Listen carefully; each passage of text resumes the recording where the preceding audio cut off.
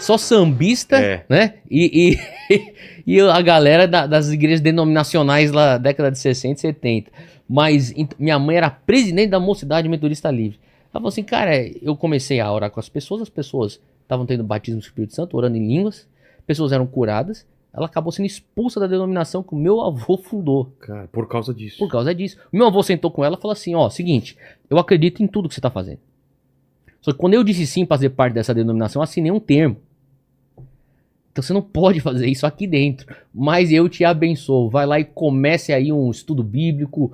Começa aí, daí teve os irmãos lá da comunidade japonesa que abriram lá um espaço, uma família que tinha uma sala grande lá, abriu. Daí começou a vir toda a galera pra lá. E daí começou a explodir esse negócio. E daí em São Paulo, ela falava assim, cara, tinha a nossa reunião que era a maioria dos japoneses. E daí tinha um outro lá perto do Sírio-Libanês, que era o tio Cássio, que eles chamavam. E que hoje é Ministério Cristo Salvo. Assim, cara, e eu ia lá e ficava perguntando pro tio Cássio, tá acontecendo isso? Falei, não, isso aí é de Deus, tal. E me mostrava na Bíblia, tal, é assim, ó, o que aconteceu? Ah, então tá bom. Ela ia lá e na reunião dela via a mesma coisa. Então, quer dizer, são histórias assim que eu cresci. Foram nessas reuniões que o meu pai aparece. Sério? E conheceu minha mãe. Daí eles se conheceram, depois foram namorar, depois casaram. Mas foram nessas reuniões que minha mãe fazia.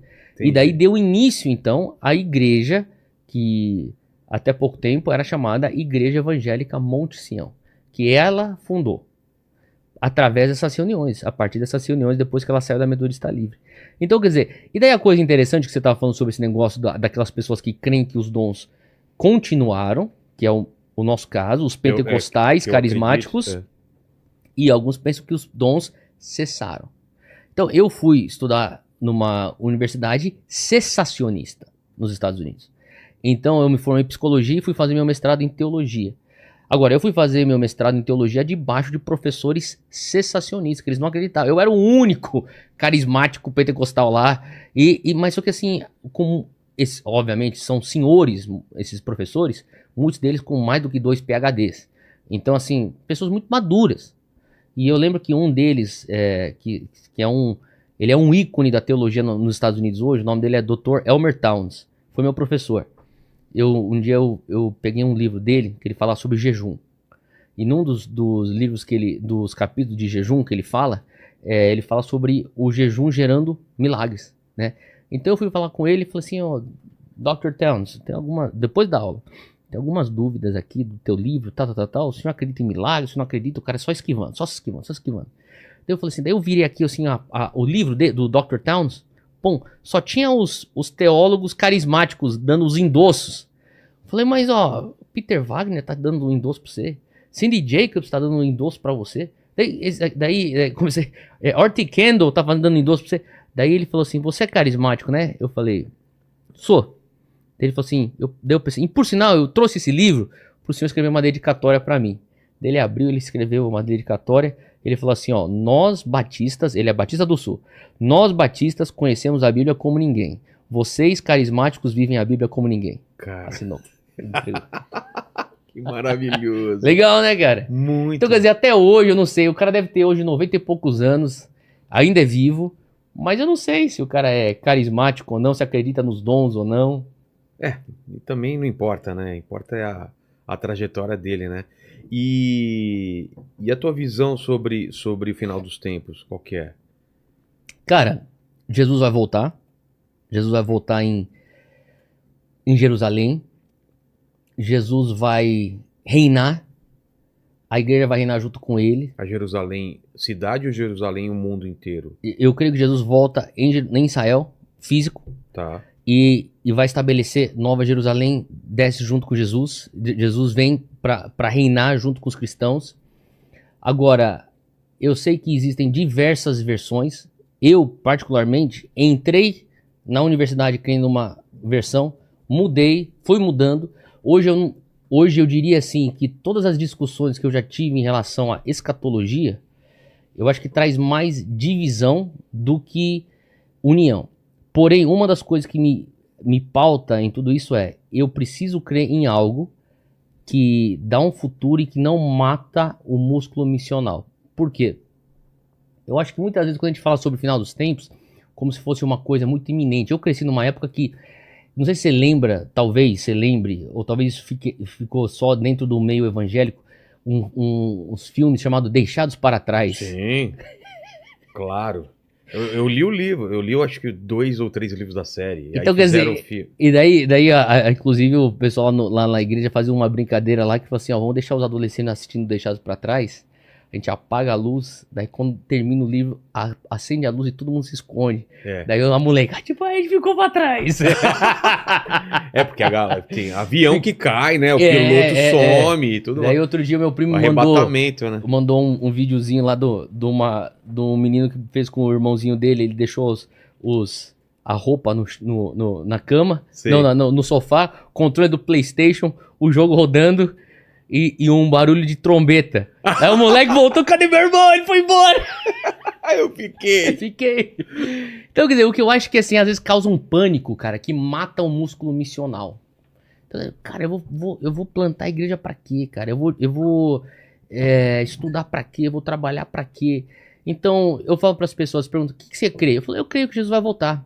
Eu creio também que Jesus deixa claro que ele não sabe nem o tempo, nem a hora, só o Pai sabe. Eu creio também nos sinais do tempo. Mas se você for para pensar, eu acho que tem muitos sinais que estão acontecendo hoje que talvez não sejam iguais aos que aconteceram no passado, mas a humanidade já passou por crises incríveis, né? Então, você pega assim na Inglaterra, na época dos irmãos Wesley, de John Wesley, Charles Wesley, eles viveram uma Inglaterra assim totalmente corrompida. Então, assim, degradada. Então, e você vê um avivamento que vem e restaura valores na sociedade. Então, eu temo que às vezes quando a gente fala demais, e não que a gente não deva falar, a gente deve falar até porque isso é bíblico, e a gente deve orar Maranata porque isso é bíblico também. E eu creio na segunda vinda de Cristo, não acho que isso aqui vai ficar tudo bom e de repente isso aqui automaticamente fica num lugar perfeito. Não acredito nisso. Eu acredito que Jesus vai ter que voltar realmente para trazer a restauração plena. Mas eu também creio que o reino de Deus já está aqui. Ele não está aqui na sua plenitude. Então a igreja está num ponto de tensão entre o reino aqui e o reino ainda que está por vir. O reino que está por vir vai vir na sua plenitude na segunda volta de Cristo. Então, nesse ínterim, nós precisamos realmente continuar cumprindo o que a gente chama a grande comissão. Vai fazer discípulos das pessoas, faça discípulo das nações. Por isso que eu não acredito em crente que fica só trancado em igreja como se fosse monastério, ou sala de oração como se fosse monastério.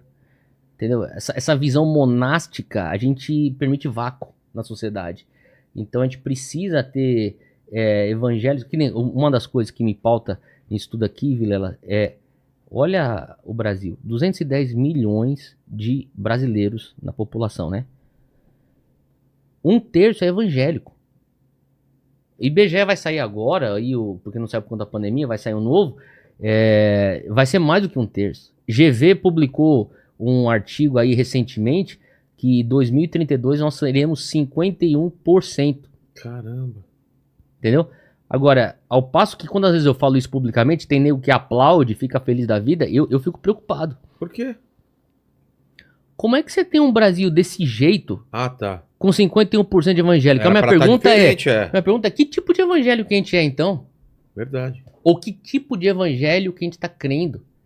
Quando se fala tanto de fim do mundo, só se fala do fim do mundo. Vai ter um fim do mundo? Eu acredito na volta de Cristo, é óbvio. Mas será que isso, no grande quadro, ele realmente está sendo mais benéfico ou ele paralisa o jovem? Porque desses 70 milhões de evangélicos que nós temos hoje no Brasil, olha que coisa doida. O Brasil é o segundo país que tem mais nenéns no mundo.